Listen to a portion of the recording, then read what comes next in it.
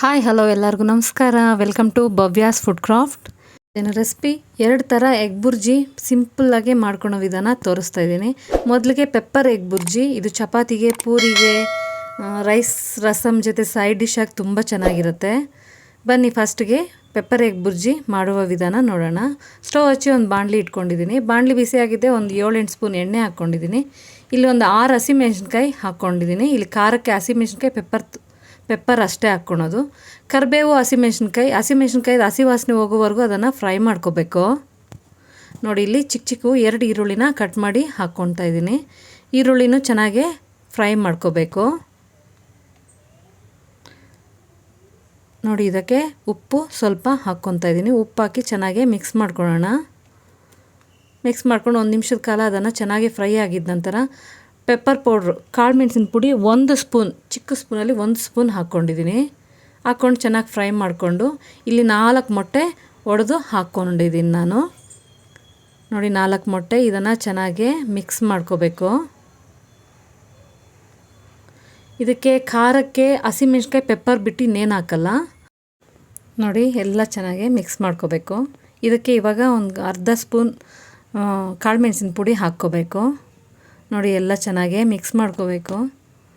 ಈ ಮಸಾಲೆ ಹೆಚ್ಚು ಇಷ್ಟಪಡ್ದಿರೋ ಇರೋರಿಗೆ ಪೆಪ್ಪರು, ಹಸಿಮೆಣ್ಸಿನ್ಕಾಯಿ ಹಾಕಿ ಮಾಡಿರೋ ಎಗ್ ಬುರ್ಜಿ ತುಂಬ ಚೆನ್ನಾಗಿರುತ್ತೆ. ಟ್ರೈ ಮಾಡಿ ಒಮ್ಮೆ ಮನೆಯಲ್ಲಿ. ಚಪಾತಿಗಂತೂ ತುಂಬ ಚೆನ್ನಾಗಿರುತ್ತೆ. ನೋಡಿ, ಇವಾಗ ರೆಡಿ ಆಗ್ತಾ ಬರ್ತಾಯಿದೆ ಎಗ್ ಬುರ್ಜಿ. ಸ್ಟವ್ ಸಿಮ್ಮಲ್ಲೇ ಇಟ್ಕೋಬೇಕು. ನೋಡಿ, ಎಗ್ ಬುರ್ಜಿ ರೆಡಿಯಾಗಿದೆ. ಒಂದು 5 ನಿಮಿಷ ಸಾಕು ಈ ಎಗ್ ಬುರ್ಜಿ ಮಾಡೋಕ್ಕೆ. ನೋಡಿ, ಲಾಸ್ಟ್ಗೆ ಎಗ್ ಬುರ್ಜಿ ರೆಡಿಯಾಗಿದೆ. ಕೊತ್ತಂಬರಿ ಸೊಪ್ಪು ಹಾಕಿ ಸರ್ವ್ ಮಾಡೋದೆ. ನೀವು ಒಮ್ಮೆ ಮನೇಲಿ ಟ್ರೈ ಮಾಡಿ, ತುಂಬ ಚೆನ್ನಾಗಿರುತ್ತೆ.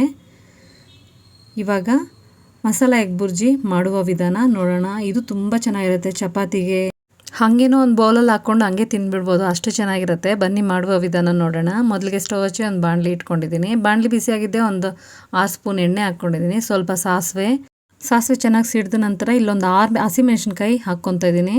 ಹಸಿಮೆಣ್ಸಿನ್ಕಾಯಿ, ಕರಿಬೇವು ಹಾಕ್ಕೊಂಡು ಹಸಿಮೆಣ್ಸಿನ್ಕಾಯ್ದು ಹಸಿ ವಾಸನೆ ಹೋಗೋವರೆಗೂ ಎಣ್ಣೆಯಲ್ಲಿ ಚೆನ್ನಾಗಿ ಫ್ರೈ ಮಾಡ್ಕೋಬೇಕು.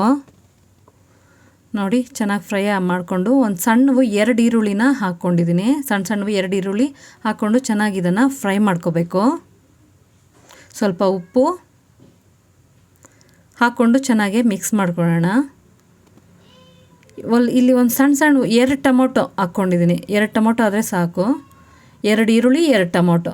ಇವನ್ನೆಲ್ಲ ಟೊಮೊಟೊ ಎಲ್ಲ ಮೆತ್ತಗಾಗೋವರೆಗೂ ಅದನ್ನು ಫ್ರೈ ಮಾಡ್ಕೋಬೇಕು. ನೋಡಿ, ಈ ಥರ ಟೊಮೊಟೊ ಎಲ್ಲ ಫ್ರೈ ಆಗಬೇಕು. ಇವಾಗ ಇದಕ್ಕೆ ಅರಿಶಿನ ಸ್ವಲ್ಪ, ಗರಂ ಮಸಾಲ ಪುಡಿ 1 ಸ್ಪೂನ್, ಚಿಕ್ಕ ಸ್ಪೂನಲ್ಲಿ 1 ಸ್ಪೂನ್ ಹಾಕ್ಕೊಂಡಿದ್ದೀನಿ. ಕಾಳು ಮೆಣಸಿನ ಪುಡಿ 1 ಸ್ಪೂನು. ಇದೆಲ್ಲ ಹಾಕ್ಕೊಂಡು ಚೆನ್ನಾಗಿ ಮಿಕ್ಸ್ ಮಾಡ್ಕೊಳ್ಳೋಣ.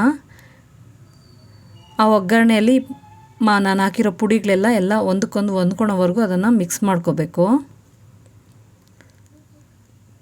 ಇಲ್ಲಿ ನಾನು ಒಂದು 5 ಮೊಟ್ಟೆನ ಹಾಕ್ಕೊತಾ ಇದ್ದೀನಿ. 5 ಮೊಟ್ಟೆ ಹಾಕ್ಕೊಂಡು ಇನ್ನು ಸ್ವಲ್ಪ ಉಪ್ಪು ಹಾಕ್ಕೊಂಡು ಸ್ವಲ್ಪ ಕಾಳು ಮೆಣಸಿನ ಪುಡಿ ಹಾಕಿ ಎಲ್ಲ ಚೆನ್ನಾಗಿ ಮಿಕ್ಸ್ ಮಾಡ್ಕೋಬೇಕು.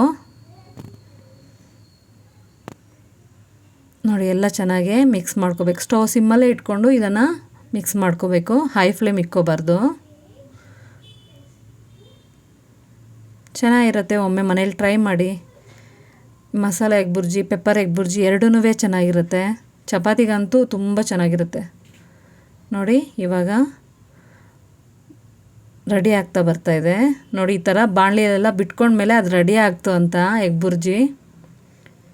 ಇವಾಗ ಇದಕ್ಕೆ ಸ್ವಲ್ಪ ಕೊತ್ತಂಬರಿ ಸೊಪ್ಪು ಹಾಕಿ ಚೆನ್ನಾಗಿ ಮಿಕ್ಸ್ ಮಾಡ್ಕೊಳ್ಳೋಣ. ನೋಡಿ, ಎಗ್ ಬುರ್ಜಿ ರೆಡಿ. ನೀವು ಮನೆಯಲ್ಲಿ ಒಮ್ಮೆ ಟ್ರೈ ಮಾಡಿ ಹೆಂಗಿತ್ತು ಅಂತ ನಂಗೆ ಕಮೆಂಟ್ ಮಾಡಿ ತಿಳಿಸಿ. ಈ ವಿಡಿಯೋ ನಿಮ್ಗೆ ಇಷ್ಟ ಆಗಿದ್ದಲ್ಲಿ ಒಂದು ಲೈಕ್ ಮಾಡಿ, ನಿಮ್ಮ ಫ್ರೆಂಡ್ಸ್ ಆ್ಯಂಡ್ ಫ್ಯಾಮ್ಲಿಗೆ ಶೇರ್ ಮಾಡಿ. ಇನ್ನೂ ಸಬ್ಸ್ಕ್ರೈಬ್ ಮಾಡ್ಕೊಂಡು ನೋಡ್ತಾ ಇಲ್ಲ ಅಂದರೆ ಪ್ಲೀಸ್ ಸಬ್ಸ್ಕ್ರೈಬ್ ಮಾಡ್ಕೊಂಡು ನೋಡಿ. ಈ ವಿಡಿಯೋ ನೋಡಿದ್ದಕ್ಕಾಗಿ ಧನ್ಯವಾದಗಳು.